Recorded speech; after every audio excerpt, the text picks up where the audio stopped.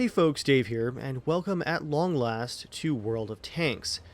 I know that a number of you guys have been asking me to play this for years, and recently I had the opportunity because the developers reached out to me and offered to sponsor a video with an affiliate link where if you guys use this link to sign up for your free account and play the game for free, you unlock a premium tank for free for your account.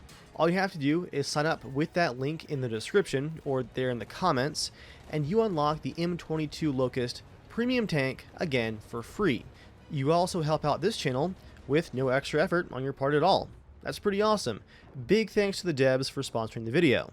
So here's how I'm going to break down my first couple of matches here in World of Tanks. I'm going to go over some basics for the game for those of you who were completely new to it like I was. If you're more familiar with the game, go ahead and skip to the time code on the screen right now, because after I go over the basics of the game, I want to show you guys the first match where I feel like I really knew what I was doing and came out with a triple kill at the end of the day. First though, let's talk about the game as a whole. World of Tanks is essentially a tank MMO. While there's a few different game modes, the overall gameplay remains the same. You pick out your favorite tank from any country that you want to play as, and then you're put into matchmaking with tanks of a similar class. So you don't have powerful tier 7 tanks going up against people who are just starting out with their first light tanks, and whoever defeats the other team and wipes out all of their tanks wins the game, or you can capture the enemy's base location. Again, there's no country restrictions in the main version of the game, so you can pick whatever your favorite tank might be. However, this is pretty far from what you might call an arcade game. There is an amazing amount of depth here. The intro to the game breaks down a lot of it. Armor shape and angle is a huge deal in the game, and different types of ammo will penetrate to different depths. Different calibers of guns will also penetrate to different depths. They have different muzzle velocities, and all of this is calculated at a nice detailed level, which makes the simulation part of the game, again, pretty deep and pretty awesome. Because of how much simulation is going on, every class of tank is going to play completely differently from the others, and they all, in my opinion, have been pretty fun to try out so far, although I haven't unlocked anything beyond tier 4 just yet. Once you've picked out your tank though, the complexity goes a little bit further. You've got options for picking and choosing all of your crew members for it. You can train them and help them improve at their different jobs like loading and gunning and commanding. You can also upgrade individual parts of the tank. You can improve your treads, for example, your gun reload speed, and even how far your tank can communicate over the radio to help warn your teammates if you spot an enemy. Like I said at the beginning, this game is free to play, but there is a premium currency. From what I've seen though, it's not necessary. You get a bit of it to start out your free account, and I've mainly used it on things like cosmetics for a flag for my tank and a different camo for it just to customize it and design it how I wanted it to look. You can use premium currency to kind of shortcut your way to an upgrade, but I was having a lot of fun, honestly guys, just playing the game. And within probably 3 or 4 hours of playing, I had totally upgraded the tank that I was working on. So the premium currency isn't necessary, just be aware that it is there. It can be used for additional items for your tank, like premium repair kits and premium fire extinguishers, but as you can buy the basic fire extinguishers and repair kits and med kits for your crew with just the non-premium currency, again, it's a shortcut if you want it. Okay, so for you guys that are new to the game, that should be a pretty basic introduction to cover all the main points of what you can expect if you dive in for yourself. Again, if you use that affiliate link, you unlock the M22 Locust tank for free, and you get to try it out right there from the start. I wish I'd used that because I did not have that unlocked when I went to open my account and try out the game, but oh well. Next guys, let me show you the tank that I chose to focus in on for my first series of unlocks and upgrading my crew and kind of going all out on. And then I'll show you the first match where I feel like I really got a handle on how that tank functions. The tank that I chose was the M3 Lee. It was pretty low down in the tech tree, so it wasn't too difficult to unlock. It's on the upgrade path to the much more commonly known Sherman tank, and I figured, hey, that's a pretty cool looking, unusual mid-tier tank. I'll try it out. Well, I didn't look it up on the World of Tanks wiki until after I was already pretty deep into training my crew and upgrading my tank parts, I didn't realize this was apparently quite difficult to play, and I think that might be correct. You see guys, this is a medium tank that works a bit like a tank destroyer. Tank destroyers generally have good accuracy and heavy hitting damage, but they don't have a rotating turret. They have to aim their entire tank chassis at their target in order to be able to fire. They also generally have slow reload times. The M3 Lee, however, has a little bit of turret rotation. You see that gun there on the front, but still generally you have to keep your entire front end of your tank aimed at the enemy to be able to fire at it. Additionally, some of the weakest armor on the M3 Lee is on the front, so you have to keep your front facing the enemy, and that's your weakest point too. It's also super tall, which makes it a huge target, and also makes it quite hard to hide in bushes.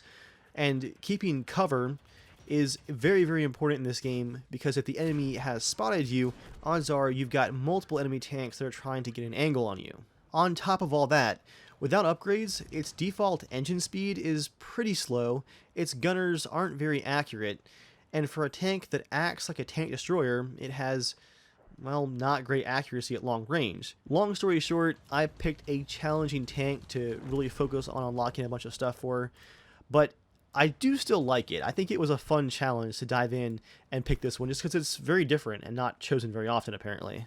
So now that you guys know the weaknesses, let me walk you through my first game where again I really feel like I figured out how this tank works.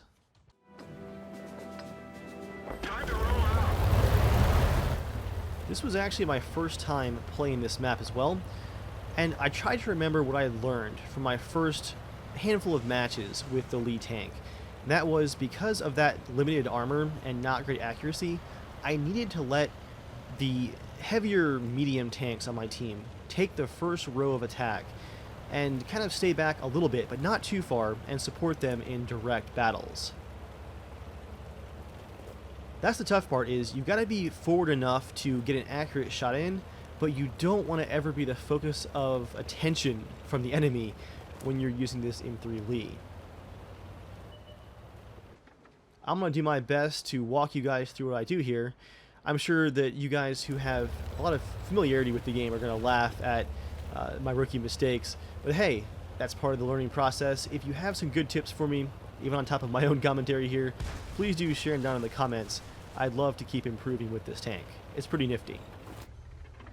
So I caught some of these guys peeking over the ridgeline here, and I was trying to get a somewhat hidden position to get my gun lined up and stationary. And this is where you've really got to pick an angle. You see here I'm looking back and forth trying to figure out which angle am I going to focus on, because I can't just keep rotating the tank, the entire chassis back and forth so much. It's going to destroy my accuracy. I'm trying to use that sniper mode to figure out where these guys are peeking from. And then that guy shows up on top of the lighthouse and starts lighting me up there. My first shot is a little bit low, and now I'm taking fire from a couple different directions. Not a great start to the match. I've got a lot of indecision going on here, but almost by accident, this rock that I stopped at is some pretty fantastic cover from the left. That was a good decision at least. What was not so great was looking back and forth so much.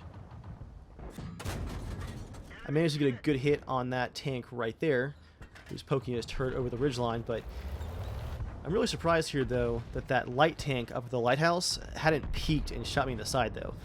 This bush might have hidden me. That might have saved my life there.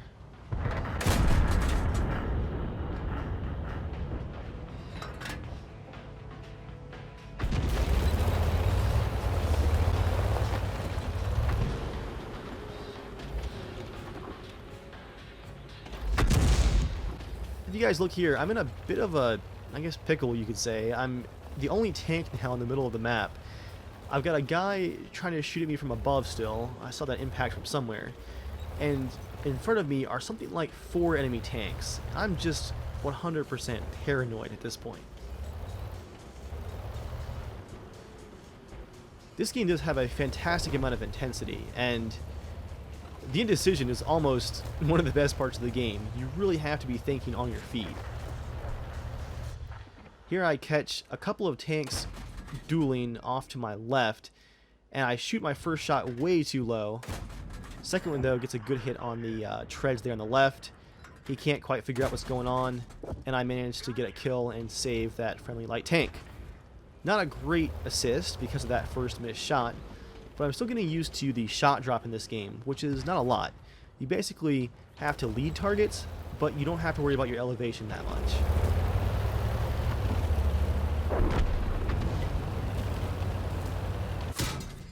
Now, I don't know what I was thinking here, trying to charge forward. Finally, that light tank figures out where I am again. I might have been hidden back there at the rock, and I'm really just stuck out in the open at this point. I've got to figure out what my move is going to be. Am I going to go back to cover, or am I going to keep pushing? I think I make the right decision here. I decided to go back to cover. There's just too many unknowns to come very far out of those rocks, even with that light tank peeking shots at me.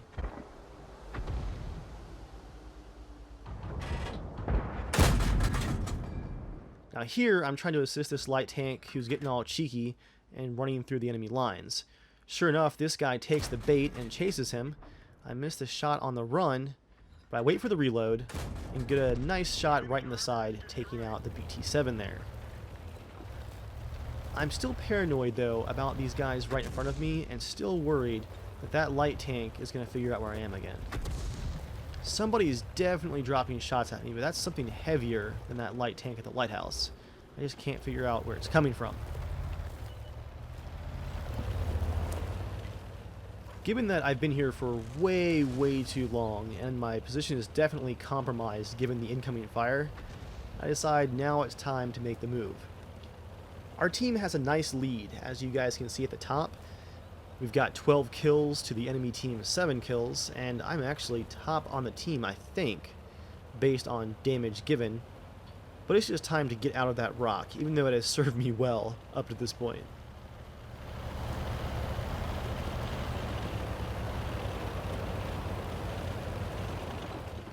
Now, I don't know what's going on here. I look up just in time to catch this guy rolling down the hill at me. First shot, bit of a panic, went wide. So I just slowed it down, waited for a full reload, and got a nice, easy kill. I don't know if he was out of ammo or what was going on there, but I'm glad I decided to look up right before I went past the edge of the lighthouse here. With that, guys, that is my first triple kill in any game, and my first real victory with the M3 Lee tank. Again, I think I made quite a few mistakes in that game, and you guys who are more familiar with the game, please do drop any pointers you have for me in the chat, but I think I got lucky and then finally made a couple of good decisions on my movements and times of engagement there. I got a couple of really sneaky hits in. That is one advantage of the M3 Lee is, although your shots aren't super accurate, you do carry a lot of ammo, so you can afford to take some pretty wild shots that maybe probably won't connect, but hey, you can spare the ammo, and sometimes you'll get that sneaky kill. So guys, there you have it, a very fun round, and I am actually enjoying the game. While recording footage for this video, I meant to play for, 3 or 4 hours, get a handle on the game, and maybe get a couple of good matches in. I ended up playing something like 9 or 10 hours while prepping for this video, just because I kinda got hooked, to be honest. And my Lee M3 tank is now 100% leveled up. My crew is at, I think, 75% or above for all of their training, and I'm now working my way towards the Sherman. This game has surprised me. I'm glad you guys have been suggesting it, and I'm glad that the devs reached out with it. For now, that's going to be it. Thank you guys for watching, and I'll see you all next time.